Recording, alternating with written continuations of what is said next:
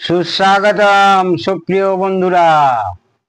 আজকে একটা কিসের দেখুন, সেই অঙ্কীয় অঙ্কীয় খুব পুরনো সেট। মডেল নাম্বারটা আপনারা দেখতে পাচ্ছেন, এই যে A803। তো এটা একটা সিম্পল স্টিরিও সেট, কিন্তু খুব ভালো সেট। আগেকার দিনের এখনকার সেট যেগুলো আপনার 5.1, 5.2, 7.2 ও ডিকোডার কার্ড দিয়ে যেগুলো HDMI হয়, ও একদমই ভালো না, খুব খারাপ হয়, খুব খারাপ হয়। আমার কাছে যে বছরে কত সেট আসে তার ঠিক নেই। এই সেটগুলো তেমনি খুব কম খারাপ হয়, কোয়ালিটিও ভালো, আবার টোটাল রিপেয়ারেবল। আর ওসব জিনিস পাওয়া যায় না। ডিকোডার বোর্ডের এই খারাপ হলো, সেই খারাপ হলো, কিচ্ছু পাওয়া যায় না। তো মেন কথা যেভাবে আমি আপনাদেরকে বলি সেভাবে বলি। এই কিন্তু মাইক্রো প্রসেসর আছে। আচ্ছা, ফল্টটা আগে বলে দিই। ফল্টটা হচ্ছে দুটো চ্যানেলই আপনার যে সাউন্ড আউটপুট হচ্ছে, সেই আউটপুটটা ঠিক না, পুরো অস্পষ্ট আওয়াজ আসছে, মানে ডিস্টার্ব সাউন্ড। এক নাম্বার ফল্ট। দু নাম্বার ফল্ট, এই যে সিলেক্টর সুইচ দেখছেন, ইনপুট সিলেক্টর, এই ইনপুট সিলেক্টরের ইনপুট সিলেক্টর সুইচ হচ্ছে, আমি যেখানে রাখবো, ধরুন টিউনারে রাখলাম, আমি যখন অফ করব ও লাস্ট মেমোরিটা নিয়ে রাখবে, কিন্তু সেটা হচ্ছে না, ও অটোমেটিক টিউনারেই চলে যাচ্ছে। আমি ধরুন এখান থেকে সিডিতে রাখলাম, সিডিতে থাকবে, মানে মেমোরি ফেল আছে। এবারে আমাদের দেখতে হবে এর আরটিসি কি দিয়ে করেছে, আইসি দিয়ে করেছে না, অনেক সময় ওই 2032 এই টাইপের ব্যাটারি দিয়ে করে আরটিসি। পুরোনো সেটগুলো এখন তো সব ইপ্রম দিয়ে করা হয়। তো সেক্ষেত্রে দেখা যাক সেটটা খুলে কি দিয়ে করা হয়েছে। এই হচ্ছে প্রবলেম। এবারে সেটটা খুলছি। তো মূল সার্কিট সম্পর্কে আসছি। এটা হচ্ছে সেই ট্রান্সফরমার। তো এই ট্রান্সফরমারটা মেন বার করছে অ্যাম্পলিফায়ারের জন্য 40 0 40, মানে সরি, DC 40 0 40, মানে এটাই 30 0 30 ট্রান্সফরমার। 30 0 30 ট্রান্সফরমারটাও খুব ভালো কোয়ালিটি। অ্যাম্পলিফায়ারটা দেখুন, খুব পুরনো হয়েছে কিন্তু খুব ভালো মডেল। এই দুটো ট্রানজিস্টার দিয়ে একটা এনপিএন একটা পিএনপি দিয়ে দুটো ড্রাইভ করা হয়েছে। এই হয়েছে আপনার একটা, এদিকে আপনার একটা গেল চ্যানেল, এদিকে একটা চ্যানেল। এইখানে ড্রাইভার স্টেজ এই একটা চ্যানেলের, আর এইখানে ড্রাইভার স্টেজ এই একটা চ্যানেল। মেন প্রথমে আপনারা কি করবেন, পাওয়ার সাপ্লাই দেখবেন। পাওয়ার সাপ্লাই আফটার ফিল্টার বলছি, আফটার ফিল্টার ঠিক মতো হচ্ছে কিনা দেখলেন, খুব ভালো কথা। তারপরে দেখবেন ড্রাইভার স্টেজ দেখবো, কারণ আউটপুট যখন হচ্ছে ঠিক মতো না, অস্পষ্ট, তার মানে আপনি ভেবে নিতে পারেন যে আউটপুট ট্রানজিস্টার ঠিক আছে। আউটপুট ট্রানজিস্টার মানে 90% ধরুন ঠিক আছে। পাওয়ার সাপ্লাই দেখলাম, ড্রাইভার ভোল্টেজ গুলো দেখে নেবেন। এই সেই এমিটার ভোল্টেজ, যেটা হচ্ছে 0.07 বা 6 বলে রেখেছিলাম এর আগের অনেক অ্যাম্পলিফায়ার আমি বলেছি। এই দুটো সেই এমিটার ভোল্টেজ পাবেন আপনি। আর এখানে ভেতরে আছে, দেখানো যাচ্ছে না। আর এইখানটা হচ্ছে ফল্ট ছিল। এইখানটা কি ফল্ট ছিল না, এই জায়গাটায় আপনার এখানে অক্সিলারি ট্রান্সফর্মার থেকে অক্সিলারি পাওয়ার সাপ্লাই কোনো কিছু নেওয়া হয়, অর্থাৎ যেগুলো ছোট ভোল্টেজ লাগবে, মানে বেস টিবিলের ভোল্টেজ বলুন, এই সিলেক্টর আইসি ভোল্টেজ বলুন, এই ফোনো সার্কিটের ভোল্টেজ, এইগুলো এইখানে ওই যে এইখানে 30 করার পরে প্রায় 40 ভোল্ট দাঁড়াচ্ছে। 40 ভোল্ট আছে, 40 প্লাস 40 মাইনাস গ্রাউন্ড। তো সেক্ষেত্রে এইখানে দেখবেন, এইখানে এই যে ট্রানজিস্টার গুলো দিয়ে এর স্টেপ ডাউন পাওয়ার সাপ্লাই তৈরি করা হয়েছে। আর একটা নতুন জিনিস আপনাদের দেখাচ্ছি, ক্যামেরায় দেখানো সম্ভব কিনা জানি না। এই দেখুন, এইটা 6 পিনের, এইদিকে 3টে পিন, এইদিকে 3টে পিন। এইটা অনেকে দেখে ভাববেন যে হয়তো আইসি, এটা কোনো আইসি না, এটা কিন্তু ট্রানজিস্টার, ডবল ট্রানজিস্টার, দুটো ট্রানজিস্টার একসঙ্গে থাকে। যেমন 2003 2006 যেরকম থাকে না আইসি, ভেতরে হচ্ছে ডার্লিংটন ট্রানজিস্টার থাকে, এটা কিন্তু ডার্লিংটনও না, এটা হচ্ছে অর্ডিনারি ট্রানজিস্টার। স্পষ্ট লেখা আছে এখানে, এইদিকে বেস, মাঝখানে কালেক্টর, এদিকে এমিটার। আর এইটাও এদিকে হচ্ছে বেস, মাঝখানে কালেক্টর, এটা হচ্ছে এমিটার। দুটো ট্রানজিস্টার একই সঙ্গে আছে। এটা দেখে রাখুন, অনেকেই হয়তো দেখেননি, আবার অনেকে হয়তো দেখেছেনও। এটা কিন্তু দুটো ট্রানজিস্টার একই সঙ্গে, একই প্যাকেজে দুটো ট্রানজিস্টার। এরকম হয় 6টা ট্রানজিস্টার 8টা ট্রানজিস্টার একই প্যাকেজে হয়। তো এইখানে পাওয়ার সাপ্লাইতে ডিস্টার্ব ছিল। এইখানে একটা ভোল্টেজ দেখাচ্ছি আপনাদেরকে, দেখুন আমি সেটা একটু চালু করছি। এইখানে সেই 5 ভোল্ট আগে হবে, একটু দেখান। এখানে 5 ভোল্ট আগে হবে, 5 ভোল্ট, 5 ভোল্ট হয়ে এর এই জায়গাটায় বোর্ডটা খুলেছিলাম আমি। এইখানে হচ্ছে মাইক্রোপ্রসেসর আছে, মাইক্রোপ্রসেসর দিয়ে তারপর কিছুক্ষণ পর ডিলে হয়ে সেটটা অন করবে। আর এখানে 5 ভোল্ট আগে মাইক্রোপ্রসেসর আসবে, যা হয় বিদেশি সেটগুলোতে। তো এইখানে একটা সাপ্লাই দেখুন, এই গ্রাউন্ড করছি আমি। এইখানে একটা প্লাস, দেখুন +15 ভোল্ট। ঠিক আছে বন্ধুরা, মানে ঠিক আছে, এটা +15 ভোল্ট, মানে আর একটা থাকবে -15 ভোল্ট। দেখি, -15 ভোল্ট। তার মানে এই সাপ্লাইটা গন্ডগোল হচ্ছিল। এইখানে আপনাদেরকে দেখতে হবে, এই জায়গাটায় আপনাদেরকে দেখতে হবে খুব ভালো করে। আমি দেখেছি এইখানে দুটো ট্রানজিস্টার লিকেজ ছিল, এই দুটো ট্রানজিস্টার লিকেজ ছিল, এই 1 নম্বর এই 2 নম্বর, এই দুটো ট্রানজিস্টার। এইটা লাস্ট নেগেটিভ আর পজিটিভে কালেক্টর থেকে একটা আউটপুট নিয়েছে, একটা ইমিটার থেকে আউটপুট নিয়েছে, একটা +5 আর +15 ভোল্ট, একটা -15 ভোল্ট। এইখানে কমে গেছিল, প্লাস আপনার ভোল্টেজটা 12 হয়ে গেছিল, যেটা 15 এর জায়গায়, আর মাইনাসটা -8 হয়ে গেছিল। সেই জন্য কি হচ্ছে, প্রি অ্যাম্পলিফায়ার ঠিক মতো ভোল্টেজ পাচ্ছে না। তার জন্য বা বেস টিভির এখানে ওই আপনার 4558 ব্যবহার করা হয়েছে বেস টিভিলে, সেই বেস টিভিলেও ঠিকমতো ভোল্টেজ ইনপ্রপার যদি ভোল্টেজ পায়, তাহলে আর সে চলবে কি করে। এনিওয়ে, সেই পাওয়ার সাপ্লাই ঠিক করার পরে -15 ভোল্ট আর এইখানে +15 ভোল্ট, ফার্স্ট ক্লাস দাঁড়িয়ে গেছে। এইবারে সেকেন্ড প্রবলেম, এটা গেল সাউন্ড, সাউন্ড ঠিক হয়ে গেল। সেকেন্ড প্রবলেম কি আছে না, সেকেন্ড প্রবলেম মেমোরি রাখছে না।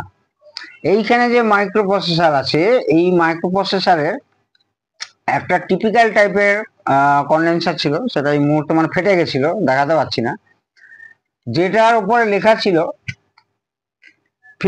আপনার 0.047 মাইক্রোফ্যারাড, তারপরে নিচে লেখা ছিল 5.5 ভোল্ট, একদিকে প্লাস একদিকে মাইনাস, এমন ভাবে ফেটে গেছিল, দেখতে পাচ্ছিলাম না। মানে ওই ট্রানজিস্টারটাই, মানে আরে ওই কন্ডেন্সারটাই এই যে কিছুটা ভেঙে গেছে, আমি দেখাবার চেষ্টা করছি। দেখুন এখানে ছিল 0.047, তারপরে দেখুন 5.5 ভোল্ট, প্লাস মাইনাস। এটা কিন্তু কোনো ব্যাটারি ব্যাকআপ না, এটা একটা কন্ডেন্সারই, মানে চার্জ হয়ে থাকবে। চার্জ হয়ে থাকলে এই মাইক্রোপ্রসেসরকে ও আরটিসির কাজ করবে, রিয়েল টাইম ক্লকের কাজ করবে, অর্থাৎ মেমোরির কাজ করে দেবে। তো সেক্ষেত্রে এই ধরনের কন্ডেন্সার পাওয়া খুব মুশকিল। তো আমি একটা লাগিয়েছি, দেখুন মেমোরির জন্য, এই তারটা এখান থেকে বার করে নিয়েছি আপনাদের দেখাবার সুবিধার্থে। 10 ভোল্ট, 100 মাইক্রোফ্যারাড, 10 ভোল্ট লাগিয়েছি, মেমোরি একদম ঠিক থাকছে। মেমোরি ঠিক থাকছে বলতে আপনাদেরকে জিনিসটা না বোঝালে, মানে না প্র্যাকটিক্যালি না বোঝালে বুঝবেন না।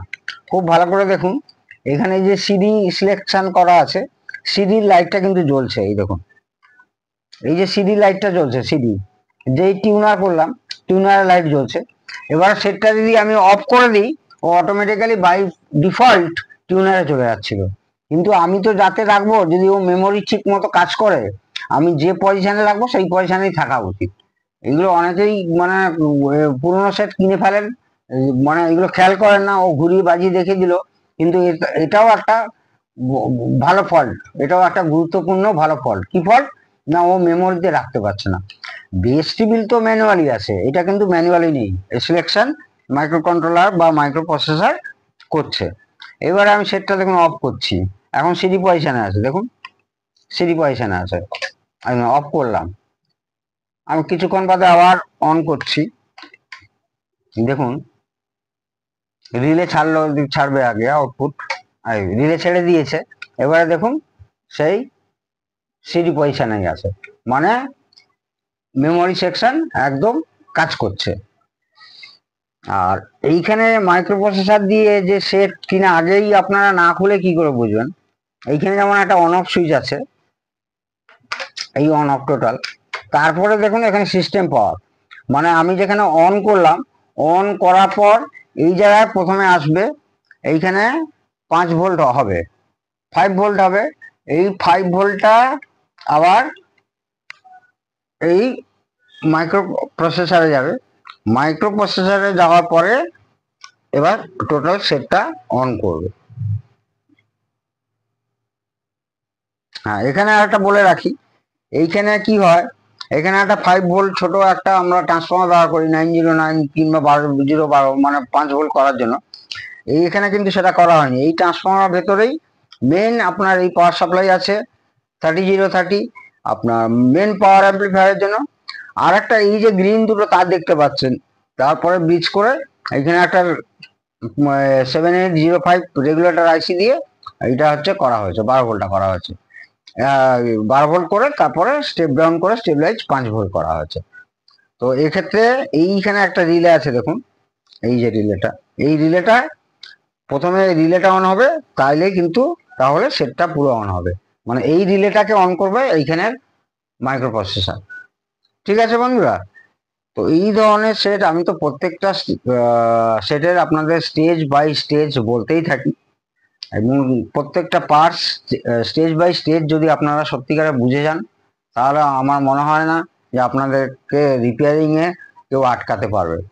আর যারা আমার ভিডিও দেখেননি তারা ভিডিও দেখুন, আপনাদের আইডিয়া বাড়াবার জন্য অনেক ভালো ভালো অনেক শিক্ষণীয় ভিডিও আছে, যেটা আপনাদের কিনা আপনাদের রিপেয়ারিং করতে বলুন, নতুন বানাতে বলুন, সব রকম অ্যাম্পলিফায়ার বানাতে বা রিপেয়ারিং করতে আপনাদের সাহায্য করবে। আর এখানে স্পষ্ট দেখা যাচ্ছে দুটো রিলে আছে, এই দুটো রিলে সেই স্পিকার প্রোটেকশন আর ডিলে। ঠিক আছে বন্ধুরা, আর এইখানে দেখা যাচ্ছে এই একটা কয়েল, এই একটা কয়েল, তারপর এইখানেই আপনার ওই জোবেল সার্কিট করা আছে, তারপরে 0.1 দুটো ক্যাপাসিটার দিয়ে আর 4.7 ohms দিয়ে গ্রাউন্ড করা হয়েছে, জোবেল সার্কিট বলে যাকে। এই জায়গাটা দেখলেই বুঝতে পারবেন। তো এখানে অ্যাম্পলিফায়ার ঠিকই ছিল, pre amplifier in proper power supply ছিল, তার জন্যই সেটটা ঠিক বাজছিল না। আর একটা ভদ্রলোকের খুব অনুরোধ করে একটা মানে চাহিদা ছিল যে এই ভলিউমটা ওনার, এই সেটটা রিমোট কন্ট্রোল আছে, মাইক্রো প্রসেসর বা মাইক্রো কন্ট্রোলার থাকলেই ভাববেন সাধারণত রিমোট থাকে, রিমোট আছে, রিমোটে এই ভলিউমটা এরকম ঘুরবে আস্তে আস্তে আস্তে করে। রিমোটটা আমার কাছে দিয়ে যায়নি, দেওয়ার দরকার নেই, ওনার রিমোট ঠিকই আছে। তো ভদ্রলোকের একটা অনুরোধ ছিল যে রাত্রিবেলা দেখতে খুব ভালো লাগে, কিন্তু এইখানে আপনি একটা ছোট্ট হোল্ড করে আমাকে একটা এলইডি লাগিয়ে দেবেন, যেটা কিনা ওই রিমোট ঘোরালে আস্তে আস্তে ক্লক এন্টি ক্লক ঘুরবে এবং রাত্রিবেলা দেখতে খুব ভালো লাগবে, এবং আমি বুঝতেও পারবো যে আমার ভলিউমটা কোন পজিশনে আছে। এখানে তো আদার্স কোনো ডিসপ্লে নেই, এই ভলিউমের ডিসপ্লে দেখে যে কতটা আছে সে বুঝতে পারবে রাত্রিবেলা। তো সেটাও কষ্ট করে আমি খুব সুন্দর করে ড্রিল করে, এটা ওপরটা পুরো অ্যালুমিনিয়াম, ভেতরে প্লাস্টিক আছে, পুরো অ্যালুমিনিয়াম নব আছে, খুব সুন্দর করে ড্রিল করে একটা গ্রিন কালারের পয়েন্ট এলইডি বলে, এগুলো সচরাচর পাওয়া যায় না, পেছনটা স্কোয়ার আর সামনে একটা পয়েন্ট, একদম সরু, দেখুন কি সুন্দর লাগছে দেখতে। এটা খুব নরম তার দিয়ে, একদম ফ্লেক্সিবল, খুব নরম তার দিয়ে এই যে করেছি দেখুন, খুব নরম তার দিয়ে, ফ্লেক্সিবল তার দিয়ে আপনি 15 ভোল্টেজ থেকে আমি নিয়েছি, সেখানে আপনাকে লাগাতে হবে 2.2 কে রেজিস্টার, যার ভ্যালু হচ্ছে 2.2 কে কোয়ার্টার ওয়াট দিলেই চলবে। খুব ফ্লেক্সিবল তার দেবেন আর খুব সিস্টেম ওয়াইজ করতে হবে, যাতে এই ভলিউমটা বারবার এরকম ঘোরালাম বাড়ালাম কমালাম যাতে ওই তারটা না কেটে যায়। যেরকম আমরা বাইক বা গাড়ির ক্লাচ তার বা এই তার ব্যবহার করি, তো ব্রেক তার, কতবার আমরা ব্রেক করছি কতবার ক্লাচ করছি, কিন্তু সেই তার কি কেটে যায়? সেইভাবে আপনাকে সিস্টেমে লাগাতে হবে। তবে নাহলে অর্ডিনারি তার দিয়ে লাগিয়ে দেবেন, কোনো রকম বুঝলেন না, এই ভলিউমটা যখনই ঘুরবে নবটা, এই নবটা যখনই ঘুরবে এই অবধি আসলো, 2-3 বার আসার পরে দেখা গেল তার ছেড়ে গেল, সেরকম ভাবে লাগাবেন না, খুব বুদ্ধি করে ম্যানেজ করে আপনাকে লাগাতে হবে। আর ফ্লেক্সিবল খুব ভালো জাতের নরম তার লাগাতে হবে, সফট তার। এনিওয়ে, কত রেজিস্ট্যান্স লাগাতে হবে আর কি কি করেছি আপনাদের তো দেখালামই, দেখাচ্ছিও। এটাই ছিল সেই মূল ব্যাকআপের, আমি যেটা করেছি সেটাও ঠিক করেছি, ব্যাকআপ থাকছে, আমি অনেকক্ষণ বন্ধ করে দেখেছি, ব্যাকআপ একদম ঠিকঠাক আছে। তো একটু বাজিয়ে শোনাই, বাজিয়ে শোনানো মানে তো সেই, আর কিছু বলার নেই।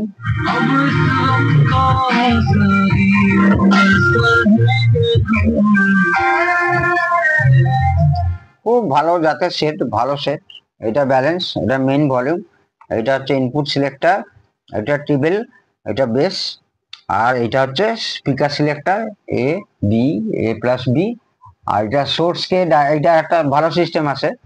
তো মানে বেস টিবিল যেটা আছে সেটা তো আগেই বললাম কি দিয়ে করা আছে, এবং বেস টিবিলটাকে আপনার উইদাউট বেস টিবিলও চালাতে পারেন, উইথ বেস টিবিল। মানে কি কি হলো না, উইথ বেস টিবিল অর্থাৎ বেস টিবিল যে প্রিটা আছে সেটা এই সুইচটা টিপলে, ধরুন আমি দেখাচ্ছি, এটা হলো ডাইরেক্ট অ্যাম্পলিফায়ার হয়ে গেল বেস টিবিল ছাড়া। এই দেখুন বেস টিবিল এখন কোনো কাজ করবে না, হ্যাঁ, কিচ্ছু কাজ করছে না। এবার উইথ বেস টিবিল এটা আপনারাও করতে পারেন এটা সুইচ দিয়ে। এবার দেখুন বেশ কাজ করছে, ফোনে বোঝা সম্ভব না, কাছে থাকলেই বোঝা সম্ভব। তো দুর্দান্ত ভাবে রেডি হয়ে গেছে, খুব সুন্দর সেট। এভাবেই আপনারা আশা করি রেডি করতে পারবেন। না হলে বারবার আমার ভিডিওগুলো দেখুন, অনেক তথ্য পাবেন, অনেক কিছু শিখতে পারবেন। আজকে এইটুকুই থাক, আবার সময় হলে নিশ্চয়ই সুন্দর কোনো একটা ভালো ভিডিও নিয়ে আপনাদের কাছে আসবো। প্রত্যেকে আপনারা সুস্থ থাকুন, সবাই ভালো থাকুন।